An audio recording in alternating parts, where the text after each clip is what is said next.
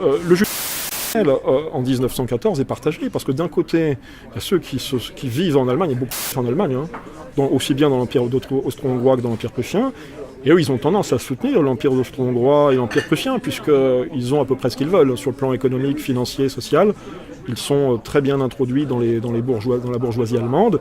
Beaucoup soutiennent le Kaiser. Le Kaiser n'a pas une politique antisémite. Mais il est évident que la déclaration Balfour, elle a été initiée par Lord Rothschild à ce moment-là, qui parvient à correspondre, à convaincre le ministère anglais de donner un foyer à préparer, quoi, tu vois. Et surtout la chute du tsar en février.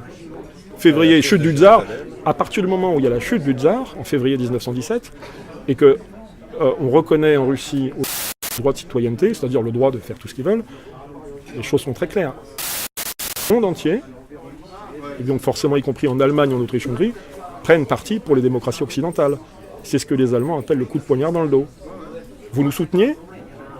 Et là, soudainement, vous prenez parti pour nos adversaires, pour nos ennemis. Voilà, donc coup de poignard dans le dos, et les Allemands, évidemment, en garderont rancœur aux Juifs.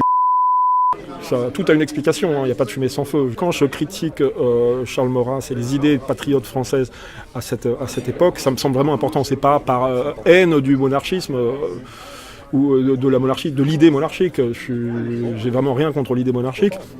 Mais ce que je vois, c'est le résultat. Et le résultat, il est là, 70 ans après, c'est qu'on est toujours en République.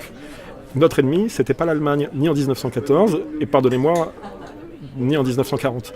Voilà, notre ennemi, c'est toujours le même. Et aujourd'hui, notre ennemi, c'est ce que je dis. Alors, je me fais traiter d'islamophile par la branche identitaro-judéo-compatible.